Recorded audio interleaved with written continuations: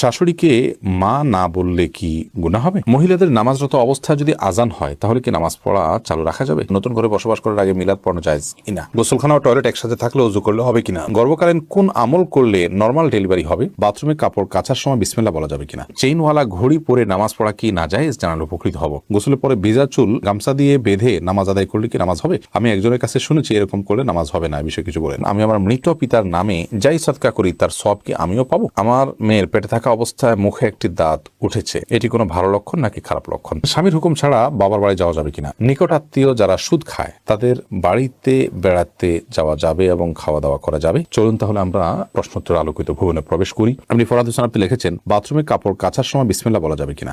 বাথরুমে কাপড় কাচার সময় বিসমিল্লাহ বলবেন, বিশেষ করে যখন কমোডের সাথে আপনার ওই জায়গার পার্টিশন থাকবে। যদি পার্টিশন না থাকে তাহলে ওযুর সময় যেরকম মুখে বিসমিল্লাহ বলা নিষেধ, অনুচিত, মাকরু, ঠিক একইভাবে এখানে মুখে বিসমিল্লাহ বলবেন না, মনে বিসমিল্লাহ বলে কাপড় কাচবেন। এরপরে কাজী ফাতেমা আপনি লিখেছেন, মহিলাদের নামাজরত অবস্থা যদি আজান হয় তাহলে কি নামাজ পড়া চালু রাখা যাবে? যাবে, কোনো অসুবিধা নেই। আজান হওয়া হলে নামাজ বন্ধ করে ফেলতে হবে, কোনো কথা নেই। আপনি নামাজ পড়ছেন, ইতিমধ্যে আজান শুরু হয়ে গেছে, আজান মুয়াজ্জিন সাহেব দিতে থাকুক, এদিকে আপনার নামাজ আপনি কন্টিনিউ করতে থাকেন, কোনো সমস্যা নেই। রোজা ইসলাম রানী আপনি লিখেছেন, নতুন ঘরে বসবাস করার আগে মিলাদ পড়ানো জায়েজ কিনা? নতুন ঘরে বসবাস করার আগে কোনো মিলাদ পড়াবেন না, এরকম কোনো নির্দেশ কোনো হাদিস আমাদেরকে দেয়নি। আপনি নতুন ঘরে ওঠার সময় বিসমিল্লাহ বলে আল্লাহর নাম নিয়ে উঠে যাবেন, এর জন্য আলাদা কোনো আনুষ্ঠানিকতা আপনাকে করতে হবে, কোনো বাধ্যবাধকতা নয়। হ্যাঁ, আশপাশের লোকজন বা এলাকার মানুষ কিংবা আত্মীয় স্বজনকে ডেকে আপনি দাওয়াত খাওয়াতে চান আপনার খুশি একটা উপলক্ষে, সেটা সম্পূর্ণ আপনার ব্যাপার, শরীয়তের কোনো বিশেষ নির্দেশ নাই। আর এর জন্য মিলাদের আয়োজন করতে হবে কোনো নির্দেশ ইসলাম আমাদেরকে করেনি। শিরিনা বেগম আপনি লিখেছেন, পুরুষের কি রূপার আংটি পড়তে পারবে? জি, পুরুষের রূপার আংটি পড়তে পারবে এবং এটি বিভিন্ন বর্ণনা দ্বারা সাব্যস্ত হয়েছে। এরপরে নুসরাত মাহি আপনি লিখেছেন, আমি আমার মৃত পিতার নামে যাই সদকা করি তার সওয়াব কি আমিও পাবো? আপনার মৃত পিতার নামে যে সাদকা আপনি করবেন, আশা করা যায় আল্লাহ রাব্বুল আলামিন আপনাকেও এক্সট্রা হিসাবে তার সাদকার সওয়াব দিবেন। কারণ আপনি যেহেতু পরিশ্রম করেছেন, আপনি যেহেতু কষ্ট করেছেন, আল্লাহ রাব্বুল আলামিন সেজন্য আপনাকে বঞ্চিত করবেন না। কারণ আল্লাহ রাব্বুল আলামিন কাউকে তার পরিশ্রমকে পণ্ড বা ব্যর্থ হতে দেন না, যতক্ষণ পর্যন্ত সেটি আল্লাহ সন্তোষের জন্য হবে এবং সঠিক নিয়মে হবে। এরপর জেসমিন আক্তার আপনি লিখেছেন, গোসলখানা ও টয়লেট একসাথে থাকলে ওযু করলে হবে কিনা? বাসা যদি গোসলখানা এবং টয়লেট একসাথে থাকে সেক্ষেত্রে ভেতরে ওযু করলে ওযু হয়ে যাবে, কিন্তু উত্তম হলো কমোড এবং টিপের মাঝে কোনো পার্টিশন না থাকলে, আড়াল না থাকলে সেক্ষেত্রে বাইরে ওযু করবেন, এটা হলো উত্তম। কিন্তু যদি ভিতরে ওযু করেন তাতে ওযু হয়ে যাবে, কোনো অসুবিধা নেই ইনশাআল্লাহ। মাই হামাদ আপনি লিখেছেন, গর্ভকালীন কোন আমল করলে নরমাল ডেলিভারি হবে? গর্ভকালীন সময় এরকম কোনো বিশেষ আমলের কথা কোন হাদিসে বলা হয়নি যে আমল করলে নরমাল ডেলিভারি হবে। তবে হ্যাঁ, গর্ভ যাতে নরমাল ভাবে হয়, অপারেশন করতে না হয়, সেজন্য আল্লাহর রাব্বুল কাছে আপনি সাধারণভাবে দোয়া করতে পারেন। আর দান এবং সাদাকা এটা মানুষকে কঠিন কোনো পরিস্থিতি থেকে উত্তরের পথ দেখায়, বিধায় এরকম পরিস্থিতিতে আপনি কিছু দান সাদাকা করতে পারেন এবং বিশেষভাবে ইস্তেগফার, দুরূদ সহ যে আমলগুলো বান্দার খুব কঠিন সিচুয়েশনে পড়লে আল্লাহ তাআলা তার জন্য বিষয়টিকে সহজ করেন, সে আমলগুলো আপনি বেশি বেশি করে করবেন। আল্লাহ তাআলার কাছে সাধারণভাবে দোয়া করতে থাকবেন। এছাড়া সুনির্দিষ্ট কোনো দোয়া বা আমল কোন হাদিস আমাদেরকে শেখায়নি যেটার মাধ্যমে নরমাল ডেলিভারি হবে। এক নিমিষে এই আইডি থেকে আপনি লিখেছেন, মেয়েদের পায়ে কি স্বর্ণের নূপুর পরা যাবে? যাবে, কোনো অসুবিধা নেই। মেয়েরা স্বর্ণ বা রূপা যে কোনোটি পড়তে পারে। তো সেক্ষেত্রে স্বর্ণের রূপুর পড়বেন না রূপার নূপুর পড়বেন সেটা আপনার বিষয়। স্বর্ণ এবং রূপা এটা শরীরের কোনো অঙ্গ প্রত্যঙ্গে পড়তে নিষেধ, এমন কোনো কথা নেই। বিধায় মেয়েরা মাথায়, হাতে, কানে যেরকম স্বর্ণ পড়তে পারেন ঠিক একভাবে পায়ে নূপুর হিসাবে স্বর্ণ ব্যবহার করতে পারেন, কোনো অসুবিধা নেই। মিথিলা মলি আপনি লিখেছেন, রাস্তার পাশে কবরস্থান থাকলে নাপাক অবস্থায় গেলে কি গুনাহ হবে? রাস্তার পাশে যদি কবরস্থান থাকে তাহলে সেই কবরস্থানে আপনি নাপাক অবস্থায়, অর্থাৎ আপনার ওযু নাই অবস্থা আপনি প্রবেশ করলেন, কোনো অসুবিধা নেই, আপনি জিয়ারত করতে পারেন। কবর জিয়ারত করার জন্য যে আপনাকে ওযু অবস্থায় থাকতে হবে এরকম কোনো বাধ্যবাধকতা নেই। জারিফা জান্নাত আপনি লিখেছেন, গোসলের পরে ভেজা চুল গামছা দিয়ে বেঁধে নামাজ আদায় করলে কি নামাজ হবে? আমি একজনের কাছে শুনেছি এরকম করলে নামাজ হবে না, বিষয়ে কিছু বলেন না। এরকম করে নামাজ হবে না এমন কোনো কথা নেই। আপনি একজন নারী হিসেবে আপনার পুরো শরীর আপনাকে ঢেকে নামাজ পড়তে হবে, শুধুমাত্র মুখমণ্ডল এবং দুই হাতের কবজি আপনি খোলা রাখবেন, এর বাইরে অন্য কোনো শর্ত নেই। আপনি গামছা দিয়ে ঢাকেন বা গামছা দিয়ে বেঁধে তার উপর দিয়ে অন্য একটা কাপড় দিয়ে ঢাকেন, কোনো অসুবিধা নেই। আইরিন সুলতানা মাহি আপনি লিখেছেন, টেপে ওযু করলে নিচে বালতি থাকে, ফলে ওযুর পানি বালতিতে পড়ে, সে পানি কি টয়লেটের কমোডে ঢালা যাবে? ঢালা যাবে, কোনো অসুবিধা নেই। বরং ঢালাটাই উত্তম, বিশেষ করে কমোড পরিষ্কারের জন্য, টয়লেট পরিষ্কারের জন্য বা কোনো গাছ ইত্যাদি থাকলে সেগুলোর গোড়ায় পানি দেওয়ার জন্য, যে কোনো কাজে আমরা এই পানিটা ব্যবহার করাই উচিত। কারণ ওযুর যে পানিটা, এই ব্যবহৃত পানিটা এটা অন্য কাজে লাগানোটা কোরআন হাদিসের দৃষ্টিকোণ থেকে কোনো নিষিদ্ধ কিছু নয়, এটা নাপাক নয়।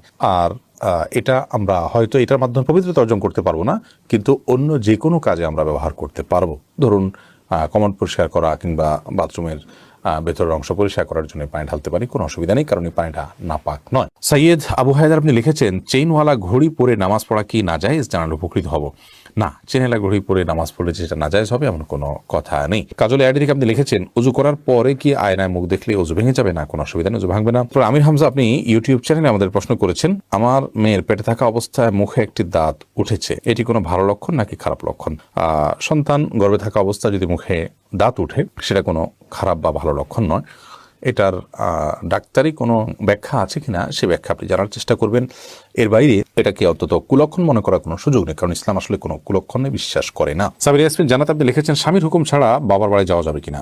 আপনি যেহেতু স্বামীর সংসারে থাকেন, অতএব তার সুবিধা অসুবিধা, তার প্রয়োজন ইত্যাদি বিষয় থাকতে পারে, সেই কারণে তাকে আপনি বলে যাবেন। কিন্তু স্বামী আপনাকে আপনার বাবার বাড়ি যাওয়া থেকে বঞ্চিত করে রাখবেন, যেতে দিবেন না, আটকে রাখবেন এবং তার খেয়াল খুশি মতো সে আপনাকে আপনার বাবা মার সাথে সাক্ষাৎ করা থেকে বিরত রাখবেন, সে অধিকার কিন্তু তার নাই। সেটা যদি তিনি করেন তাহলে তিনি অন্যায় করছেন। তবে হ্যাঁ, অবশ্যই আপনি চেইন অফ কমান্ড, একটি ফ্যামিলির পারস্পরিক যে বোঝাপড়া সেটা যেন ভালো তার জন্য আপনি বলে যাবেন, এবং এই বলে যাওয়ার মধ্যে ভদ্রতা, এই বলে যাওয়ার মধ্যে নিজেদের বোঝাপড়া যে আছে সেটির প্রমাণ হয়। বিধায় এটাকে দোষণীয় মনে করা যে আমি তাহলে কি বন্দী হয়ে গেলাম, এরকমটি মনে করার কোনো কারণ নেই। এরপরে মার্জিয়া শেলি আপনি লিখেছেন, নিকট আত্মীয় যারা সুদ খায় তাদের বাড়িতে বেড়াতে যাওয়া যাবে এবং খাওয়া দাওয়া করা যাবে।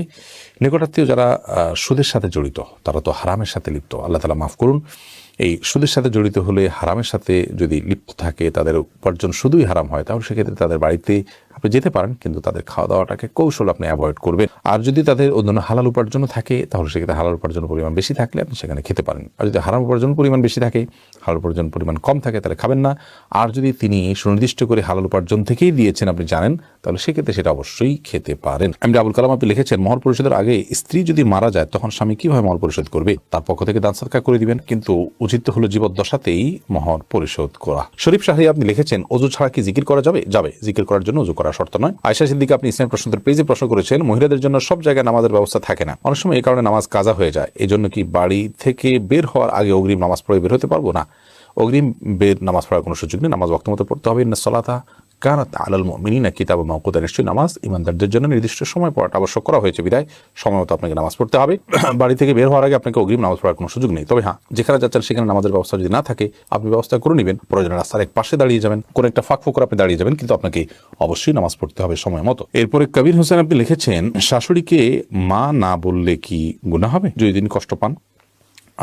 শাশুড়িকে মা বললে তো গুনাহ হবে না, কারণ এটা তো আপনি গর্ভধারণকারিণী মা হিসাবে তাকে আপনি মা সম্বোধন করছেন, এটা সম্মানসূচকভাবে মা হিসাবে আপনি তাকে আখ্যায়িত করছেন। কারণ আপনি আপনার মায়ের নাম যেখানে সেখানে লিখতে হয়, সেখানে শাশুড়ির নাম কোথাও লেখেন না, তার মানে আপনি তাকে আপনার গর্ভধারণকারিণী মা হিসাবে স্বীকৃতি দিচ্ছেন না, বিধায় তাকে মা বলাতে কোনো অসুবিধা নেই। বললে তিনি কষ্ট পান, তাহলে সেক্ষেত্রে এরকম তো হওয়ার কথা নয়। যদি এরকম হয় তাহলে সেক্ষেত্রে আপনি বলবেন না। আপনি লিখেছেন প্রশ্নে, শাশুড়িকে মা না বললে কি গুনাহ হবে? না বললে তো কোনো গুনাহ হবে না।